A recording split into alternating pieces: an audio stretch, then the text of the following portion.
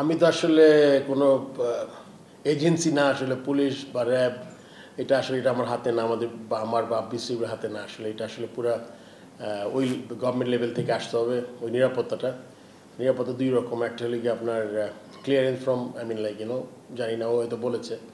আর আরেকটা হলো গিয়ে আপনার মনে করেন আমাদের স্পেকটেটরও আছে, সেই ব্যাপারটা তার ডিসিশন নিতে হবে। এটা আসলে আমরা এটাতে তেমন পার্ট হতে পারবো না। আসলে এটা আমি এই মুহূর্তে আমরা কিছু বলতে পারবো না বোর্ড থেকে আমরা কী করতে পারি, বিকজ আমরা তো আসলে এরকম একজন ব্যক্তিগত মানুষকে নিরাপত্তা দেওয়ার মতো আমাদের ইয়ে নাই, মানে কী বলবো, অ্যাবিলিটি নাই আর কি বোর্ড। নেক্সট, আসলে Shakib is going through a difficult phase of his life, সব দিক থেকেই। আমার আসলে খুব বেশি কিছু বলার ছিল না, তাকে বোঝানোর চেষ্টা করি নাই। সে যে কারণটা দেখিয়েছে যে একটা প্লেয়ার যখন বুঝতে পারে যে একটা টাইম মনে করে যে সে যেই জিনিসটা করেছে এত বছর, সে মনে করেছে শর্টার ভার্সনে রাইট টাইম, যে অন্য জায়গায় যে নিবে তার জন্য এনাফ অপরচুনিটি ক্রিয়েট করা। সো দ্য 2026 যেমন আমাদের T20 ওয়ার্ল্ড কাপ আছে, ওইটার জন্য যদি কে রেডি হতে পারে জায়গায়, যে এক্সপ্লেনেশন সে দিয়েছে এক্স্যাক্টলি সেম কথাই বলেছে। টেস্টের ব্যাপারে সে খেলতে চেয়েছিল, যে ঢাকা থেকে সে করতে চায়, এটাতে আমি সম্মান জানিয়েছি। তখন এটাও কথা হয়েছে যে তাকে মানে ওই লেভেল থেকে তার কেসের ব্যাপারে কী হবে না হবে এটা আমি বলেছি যে এটা আমাদের তেমন কিছু করার নাই, মানে অ্যাজ এ বোর্ড। বাট পুরোপুরি ওই জিনিসটা আছে যে ও যদি এখান থেকে লাস্ট টেস্টটা খেলতে পারে, ওর মতে আমি বিশ্বাস করি যে নাথিং লাইক ইট। সেটা যদি হয় খুব ভালো হবে, আর বাকিটা ওর ডিসাইড করতে হবে। কেননা ক্লিয়ারেন্সটা কে দিবে, এটা আমাদের বোর্ড থেকে কিন্তু আমরা ক্লিয়ারেন্স দিতে পারবো না এই ব্যাপারটা। এটা অবশ্যই আপনার একদম উচ্চ পর্যায় থেকে আসতে হবে।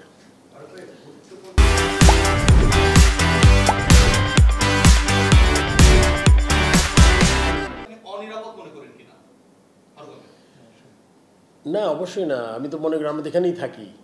এখন কার জন্য নিরাপদ কার জন্য অনিরাপদ, এটা একটা আপেক্ষিক ব্যাপার আর কি। আমি মনে করি যে আপনি জানেন সাকিব আল হাসান আর আমরা যারা বসে আছি হয়তো সেম লাইনে নাই আমরা, তাই না?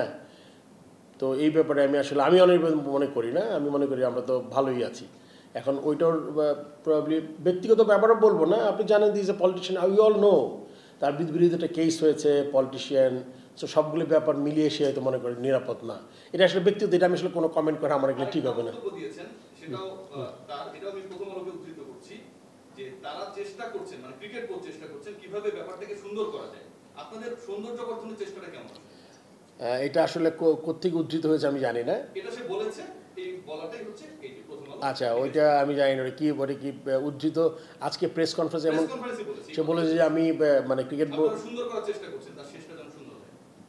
এটা তো বললাম যে আমি তো একটু আগে বললাম যদি চেষ্টাটা কি বাংলাদেশ থেকে যদি সে রিটায়ার করতে পারে লাস্ট হোম সিরিজ খেলে, এটা ভালো হবে, এটা হয়তো বোঝাতে চেয়েছো। আচ্ছা, আরেকটা প্রশ্ন ফারুক ভাই, সাকিব আল হাসানের টুকটাক ইনজুরি নিয়ে একটু প্রশ্নটা করতে চাই।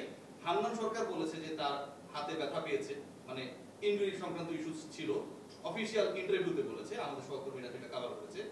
নাজমুল শান্ত বলেছে, আপনি কি জানতেন কিনা, মানে ওনারা বলার পর বা আগে?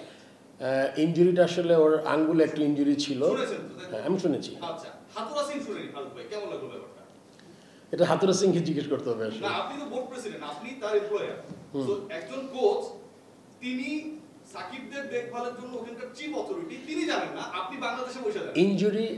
ইনজুরিটা কি আমি বলি, ইনজুরি একটা হলো কি ইনজিওর, যা মানে ও বলেছে যে ওর যে বোলিং ফিঙ্গারটা একটু উইক হয়েছে, বিকজ প্রবাবলি কন্টিনিউয়াস খেলার জন্য এই ধরনের ইনজুরি। এটা তো 18 কোটি মানুষ জানে, হাতুরা সিং কেন জানে না?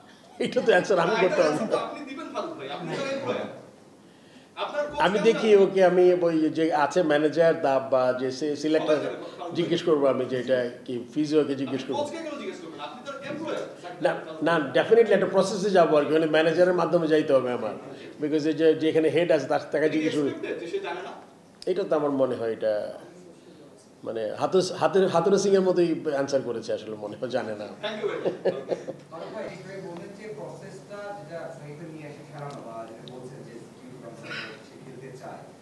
এটা তো অনেকদিন হয়ে গেল, সেটা প্রায় 1 মাসের বেশি হয়েছে।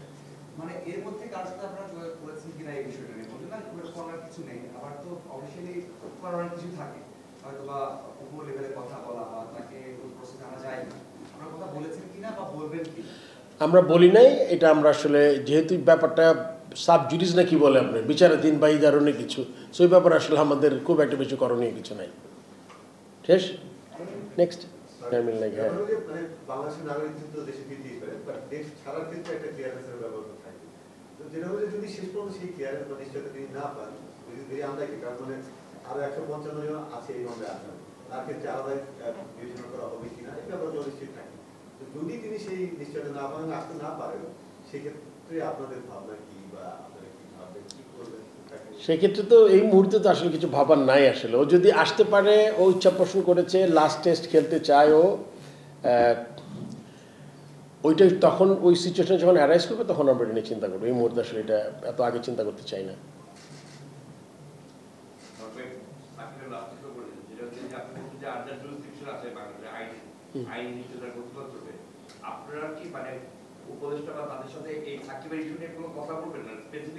একটু আগে অ্যান্সার করেছি এটা আমি।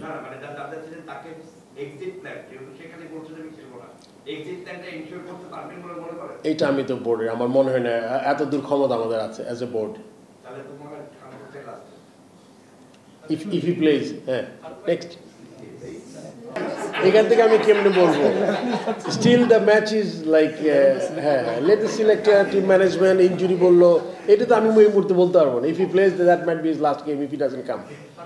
আপনি বললেন যে আপনি জানতেন সাকিব আল হাসানের ইনজুরি ছিল, এই ইনজুরিটা কি ম্যাচের আগে থেকেই ছিল নাকি ম্যাচে ইনজুরি না, এটা তো বললাম যে একটা যে বোলিং ফিঙ্গারটা আমরা দেখেছি সাকিব যেরকম বল করে লাস্ট টেস্টে, তা আপনি খুশি আছে সাকিব বোলার হিসেবে খুশি ছিলেন? বল হাতে ছুটে যাচ্ছিল, ও তো ইজ ভেরি ইন্টেলিজেন্ট, হ্যাঁ, ও জানে, ও সবচেয়ে ভালো জানে ওর কী অবস্থা। তো ও মনে করেন ওর হাতটা বলছে যে বল করতে তো যে বোলিং ফিঙ্গারটা উইক হয়ে গেছে, he needs to do some strengthening program. So আমি জানতাম এটা তো আস্তে আস্তে হয়েছে, মানে ইটস নট একটা ইঞ্জুরি লিগে ভেঙে গেছে, হ্যামস্ট্রিং টান লেগেছে, এটা তো ওই ধরনের না। ইট ইজ লাইক একটু উইকার ফিঙ্গার। আমার মনে হয় ম্যাচ সেকেন্ড টেস্টের পরে আরো মানে পাকিস্তান থেকে আসার পরে ফার্স্ট টেস্টের পরে আবার আরো বেশি ফিল করেছেন।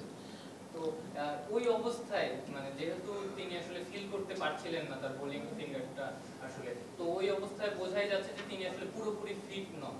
ওই অবস্থায় তাকে ম্যাচ খেলানোর আসলে কত? আমি তো সিলেক্টর না, বা I don't take decisions, because এটা লিগে টিম ম্যানেজমেন্ট আছে, সিলেক্টরস আছে, ওখানে ঢাকায় চিফ সিলেক্টর আছে, উনি বলতে পারবেন।